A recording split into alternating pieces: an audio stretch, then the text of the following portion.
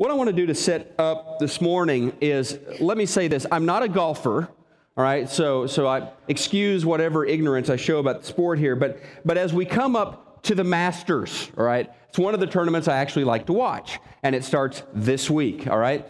As we come up to Masters, the probably, almost certainly, most important tournament in professional golf. I mean, if you were a professional golfer and you could pick one tournament to win, I think that would be it. Aside from the $1.5 million purse, you get to wear the green jacket, you get fame and recognition instantly if you win a Masters tournament. So as I think about this week, and your Tiger's going to be in there, and other contenders are going to be in there, and all golf eyes will be fixed on it, I kind of visualize a scene, all right? In my imagination, I visualize that this week there is a qualifier, an amateur qualifier named Joe.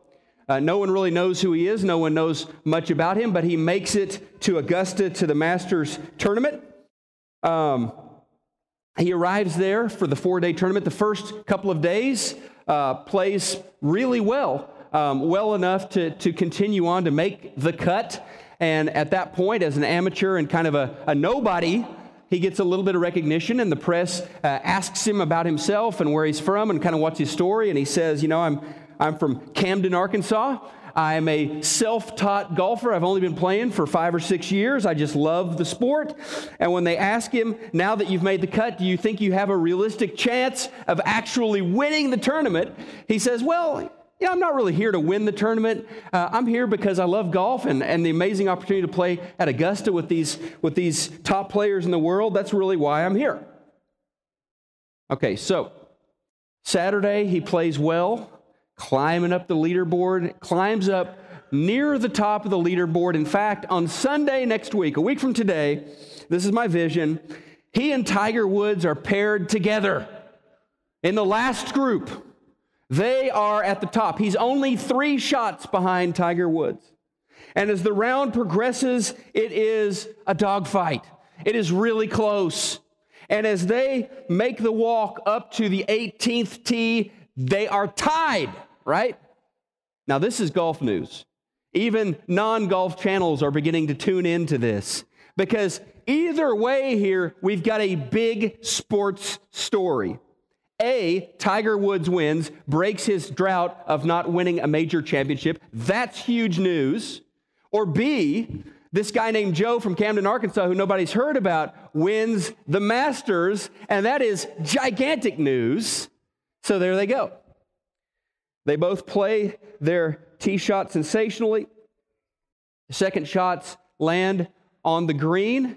But there's a difference. Tiger Woods, this is my imagination, says Tiger Woods is about 40 feet away from the hole, whereas Joe from Camden, Arkansas is 2 feet away from the hole. So all of the pressure, believe it or not, is on the veteran, the number 1 ranked golfer in the world. He has to hit a 40-foot putt in order to tie and go to a playoff, because Joe over here has got a gimme putt. So Tiger lines up, studies, an ordinate amount of time to make sure he's got everything measured just right, taps that putt, it rolls over the undulations of the green, it looks to be on a very good line, and then just before the hole, it veers slightly off to the right, just kind of tips the edge, but rolls on past a few feet. Wow.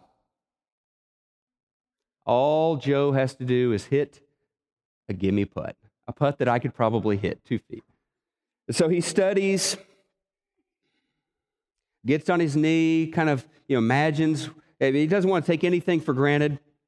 Finally grabs his putter out of his bag, walks over, and instead of tapping the ball into the hole and winning the Masters, I imagine him picking up his ball and walking away. Yeah, people are quiet. People don't know what to think.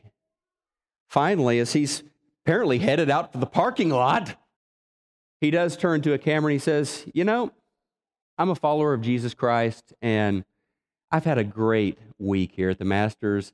Sometimes, though, I think it's better just to come in second. He heads out to his car, throws his clubs in the back of his beat-up old Ford pickup truck, and heads back to Arkansas. All right. Tiger, who was devastated, now is more confused than anything. After a few minutes, after all of the conversation dies down and the pandemonium settles down a bit, he taps in his putt and he wins the Masters tournament. But interestingly, no one is talking about Tiger Woods. They're all talking about the fellow who walked away. Will this happen? No. Won't happen this weekend. But somewhere in the world of sports, at some point, something like it could happen. And I think it would be the greatest thing ever. I really do. And I wonder, why would people be in such a state of disbelief if something like this were to happen? And I think it's because our whole system, our whole way of thinking, and I'm talking about us as a country, as a culture, is predicated on doing whatever you can so that you finish in first place. We want to get ahead. We want to climb to the top. We want to gain importance. We want to gain a fortune. We want to gain notoriety or fame. And what if somebody was doing their best, was living at the top of their game, but they weren't interested in finishing first? They were interested in serving others. Well, a couple of little scenes. First would be Jesus, who models this for us in his life of service. You might remember immediately after his baptism, he goes off into the desert and he spends time in prayer, in worship, reflecting on his ministry that is now beginning. And at the end of those 40 days of fasting and reflection, Satan appears to him. The accuser appears to him and tempts him. That second temptation is quite a doozy. He says, look, if you'll just bow down to me, Satan says, then I will give you all of the kingdoms of the earth. I'll put a golden crown on your head. There will be no need for the rejection and the betrayal and the beating and the cross that you know is going to happen, Jesus. There will be no need for a crown of thorns if you accept my crown of gold. And Jesus says, no, thank you. I serve only God. My knees bow only to God.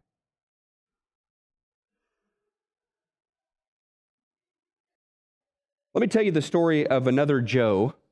Not the Joe the golfer from Camden, Arkansas, but Joe in the book of Acts. Let's go to chapter 4, verses 36 to 37. Joseph, a Levite from Cyprus, who the apostles called, his nickname, Barnabas, son of encouragement. He sold a field he owned, and he bought the money and put it at the apostles' feet.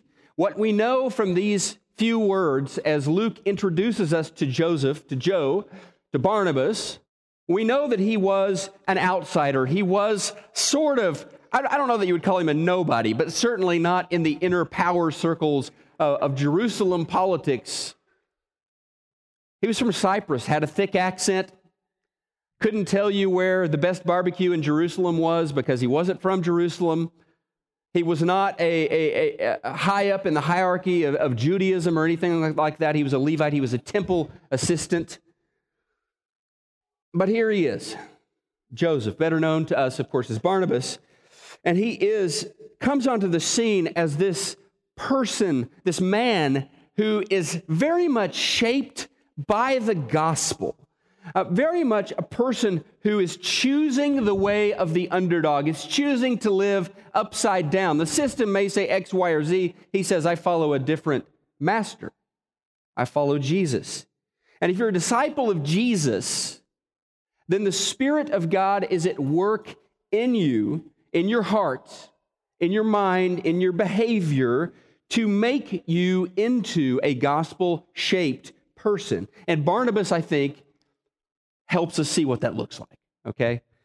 So what we want to do is talk a little bit about a gospel-shaped life. what does that look like? And when we're introduced to Barnabas in the book of Acts, Luke, the writer of Acts, tells us the very first thing is Barnabas is the first person mentioned by name who makes a major donation to the early Christian community.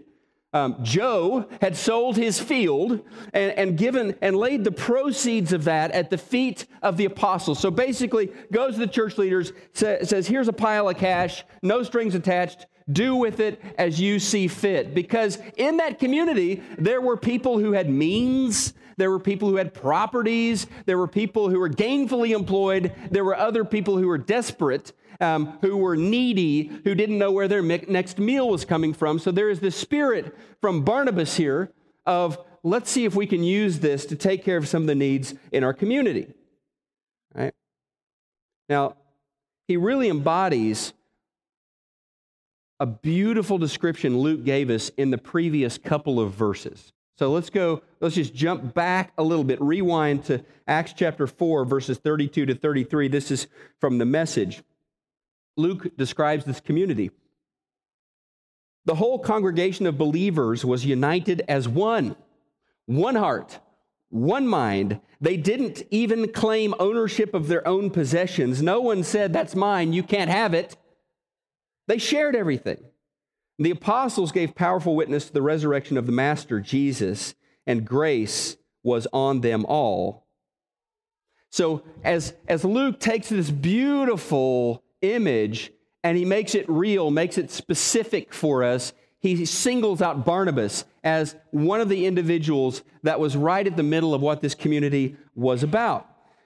Now, Barnabas, the encourager, is an underdog, right? But he is not an underdog because he was born into poverty, born into slavery. He's not an underdog because he was physically disabled. He's not an underdog because the deck was stacked against him. Barnabas is a different sort of underdog. He is an underdog because he chose to be. He chose the way of second place.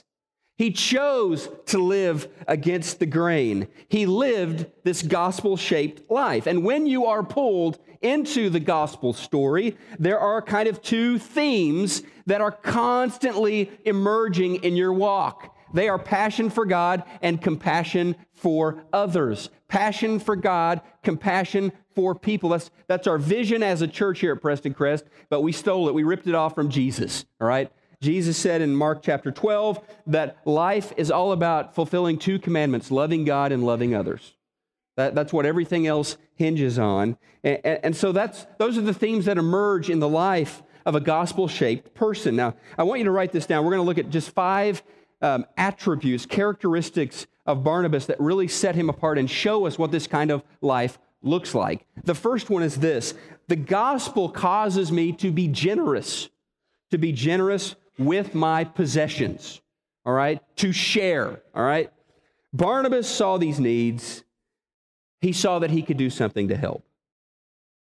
One of the most beautiful things the gospel does for us is it gives us eyes to see the need of others and a heart that wants to serve that need. Also what we see, and this may be one of the most strikingly beautiful things about Barnabas that is really unique about him and that we need more of in our church. It's number 2 here on your outline, is that the gospel causes me to care for the outsider, right? The gospel causes me to care, to have a deep concern for those who are on the outside, who aren't plugged into God's family, who don't know people's names at church, all right? So there was this guy named Saul. You know all about Saul. Saul becomes Paul and becomes this amazing apostle who is a spokesman for the gospel all over the Greek world. He plants churches. He writes like 2/3 of the New Testament. Amazing person. But before all of that, Saul, if you'll remember, was a persecutor of Christians. He was a Pharisee, an Orthodox Jew who took very, very seriously his faith. He believed that the church was an attack on that faith, and so he set about to destroy it, arresting men and women, assisting in executions of Christians even. This is Saul, but you know what happens. He's on the road to Damascus one time where he's going to go arrest a bunch of Christians, and on the road he has a personal encounter with Jesus Christ. He sees the light.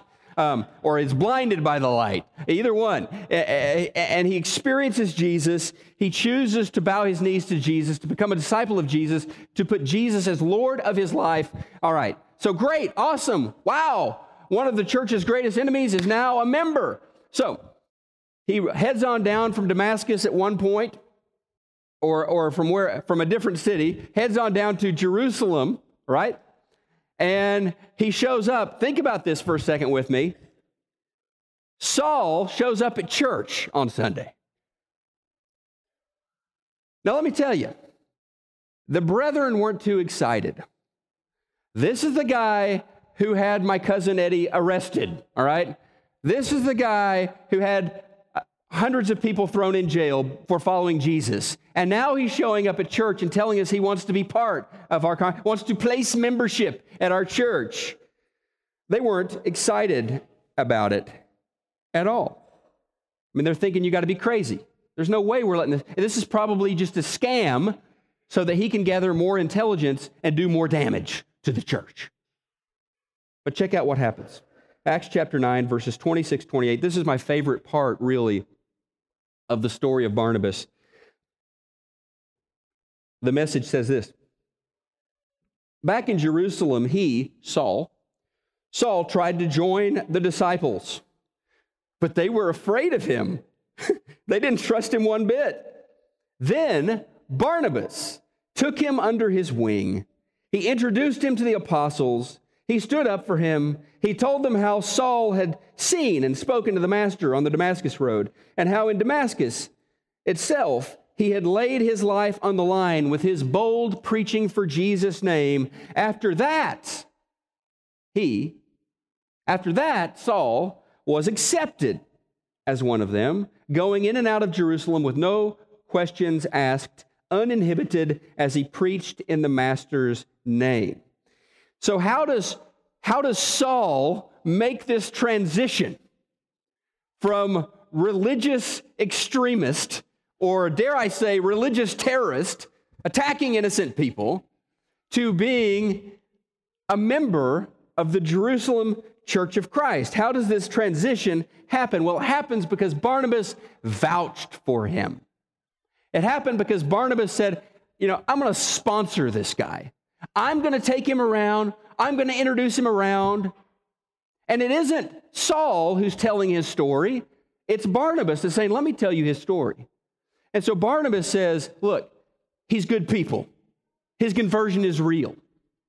We need to embrace him as a member of the church here. So the gospel, the fact that Jesus chose to surrender his life for you, the gospel called Barnabas in this overflow of gratitude, in this overflow of appreciation, to have a concern for outsiders. So the community in Jerusalem, think about it. The community in Jerusalem, with all of the persecution that was happening from their families, some of it was organized, some of it was just people didn't like the Christians. It was a tight-knit church. It was a very tight-knit church in Jerusalem. I mean, we read what Luke wrote about them, their spirit of generosity, one heart, one mind, very tight-knit, okay? Well, it was hard to break in. You with me? It was so tight. It was so strong. The relationships were so deep there. It was hard for someone on the outside to get in on the inside. And I think probably a lot of churches see this. I think at Prestoncrest, we certainly see this. I mean, one of our greatest strengths at this congregation is also our Achilles heel. I mean, it is that we have these relationships here at Prestoncrest that have been forged through years and years spent together, years and years crying together, years and years rallying around each other. We have these connections, or these Sunday school classes that are much more than classes. They're little communities. They're little spiritual families where we do life together. And you know this. We talk about this sometimes. I mean, each Sunday here at Prestoncrest, something like 80% of those who attend the worship service are also in one of the connections, which is a remarkable statistic. I mean, most churches, it's about half that. And I don't know of any church who has 80%, all right? So it's great, right? I mean, this is an incredible strength we have. Yes and no. The problem with our deep relationships is that those who walk in here on Sunday morning sense that there is a love among these people, that they really care about each other, but they don't necessarily feel it flowing out to them, right? They don't necessarily experience it for themselves, and they're not quite sure how to break in. And so I suggest that we need a church full of Barnabases. We need a church full of Barnabases. We don't just need a hospitality ministry. It's a good thing. It's an important thing. We don't just need a hospitality ministry. We need a hospitality spirit as a church, where everyone is looking to warmly show the love of God to those who are new. And they may be old, they may be young, they may be wearing a tailored suit, or they may be wearing arms covered with tattoos.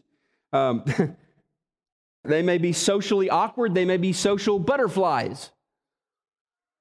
But the gospel caused Barnabas to care for an outsider named Saul, to bring him in, to stand by him, and to help Saul experience that love that was a hallmark of the early church. And this is the third thing I want you to write down. This leading up to this, it also caused Barnabas to really applaud the work he saw God doing, even if it wasn't specifically in his life. So number 3, the gospel causes me to rejoice at God's work in the lives of others. Rejoice at God's work in the lives of others. The church in the first century, the church in Jerusalem, recognized that Barnabas was a special guy. That's obviously how he earned this nickname as the encourager. They recognized that he was warm, that he was loving, and that he was flexible enough to love first and ask questions later. And so when the gospel in all of its power begins to reach very different sorts of people, Barnabas is the one they select to represent them, the Jerusalem group. All right, for example, Antioch. Gentiles are coming into the faith who forever have kind of been outsiders, have been excluded. All of a sudden, they're coming into the faith, and there are these rumors arriving in Jerusalem that there are all of these people accepting Jesus up in Antioch. And so check out the response of the Jerusalem Church of Christ, Acts chapter 11, verses 21 to 24. Talking about Antioch, God was pleased. This is from the Message. God was pleased with what they were doing. He put his stamp of approval on it. Quite a number of Greeks believed and turned to the Master, right? Non-Jewish background here. When the church in Jerusalem got wind of this, they sent Barnabas. They sent Barnabas to Antioch to check out things. The guy does well with outsiders. He does well being flexible and adaptable. They sent Barnabas to Antioch to check on things. As soon as he arrived, he saw that God was behind and in it all. He threw himself in with them and got behind them, urging them to stay with it for the rest of their lives. He was a good man that way, enthusiastic and confident in the Holy Spirit's ways. The community grew large and strong in the Master. Some folks tend to be suspicious when they hear of things happening outside of their group, outside of their circle, outside of their community. Others tend to rejoice in their own blessings, right? But can get jealous or feel threatened when they see someone else or another group being blessed, right? Not Barnabas. That wasn't Barnabas at all. Now, some of you may find this next characteristic of Barnabas to be a little, boring, all right? But considering the number of CPAs we have at Prestoncrest, accountants we have at Prestoncrest, you guys will be absolutely thrilled by this, all right? So number 4, the gospel compels me to act with integrity when I handle money. Integrity when I handle money.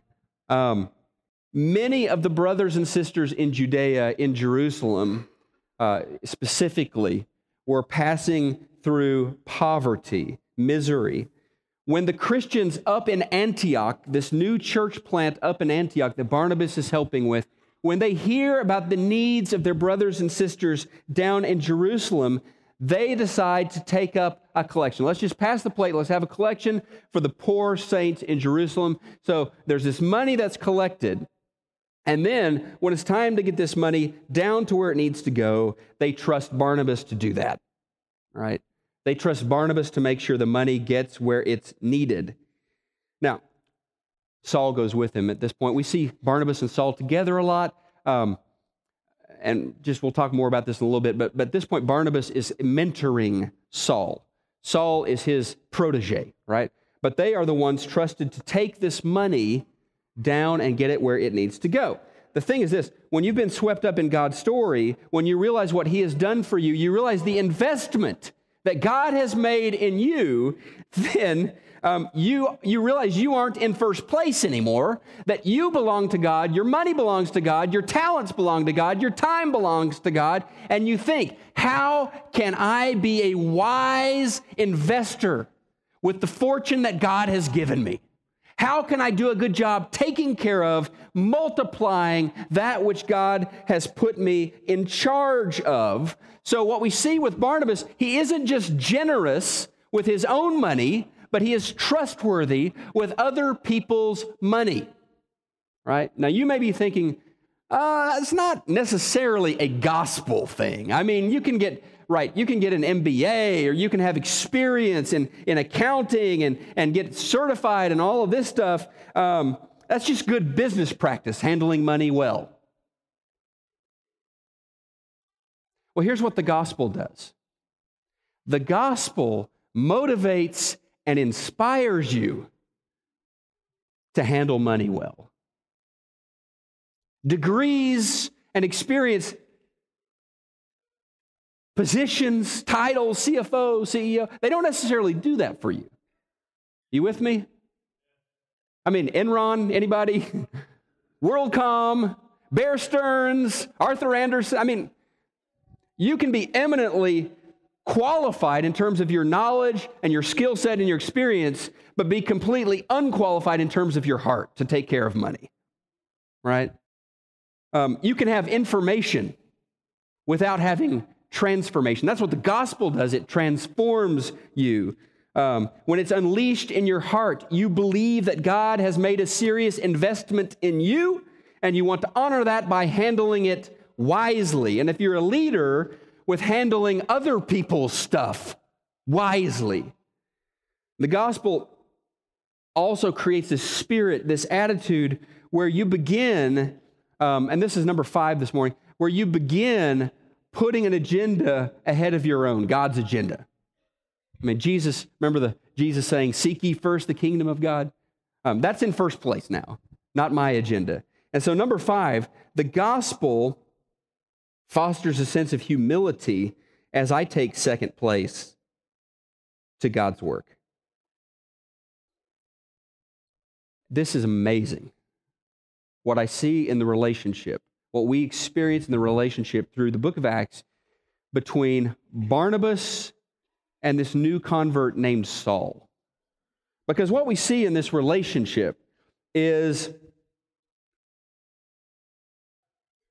we see Barnabas vouching for Paul, sponsoring Paul or Saul. You know, his name gets changed. That gets a little confusing.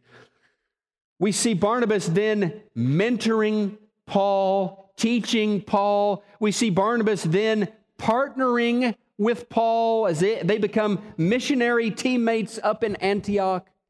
So we see this evolution in their relationship where one is is mentor and one is apprentice. And suddenly, well, not suddenly, but over time, they become partners in ministry. And over time, Barnabas was able to see what you and I can see clearly with the benefit of hindsight. Barnabas was able to see that Paul was a very unique individual, that he was being called by God to be a preeminent leader in the early church, a spokesman for the gospel in the Gentile world. And rather than him reminding Paul, I'm the boss, right? I'm number one, you're number two. Rather than doing that, rather than reminding Paul that he's in charge, rather than resenting Paul because of his abilities and his influence, rather than trying to hold Paul back, Barnabas quietly moves himself into the background. And what we see, this happened really, Acts chapter 13 is kind of the moment, even up to this point in the book of Acts, Barnabas' name has always come first. It's Barnabas and Paul. All of a sudden, in Acts chapter 13, about the middle of the chapter, now it's Paul and Barnabas. Barnabas quietly steps back and assumes a new role of supporting the ministry of the Apostle Paul. Few men can do this. Women might be better at this, perhaps. Few men can do this in a world where finishing first is all that matters. Where getting to the top of the pile is what counts. Few men can do this. The gospel, if it's unleashed into your life and allowed to run its course, makes you less and less interested in who wins, in who gets the publicity, and who gets the credit. So as Jesus takes over your life, you look for places where you can let loose a first place so that you can serve others. Second place, so that you can lift up a friend, applaud a promotion of a coworker. Second place, with respect to your spouse, caring about their needs more than you care about your own. Second place, so that you can mentor and teach and shape and then launch someone to use their gifts and their calling in a way that perhaps you never could yourself. I wouldn't bet on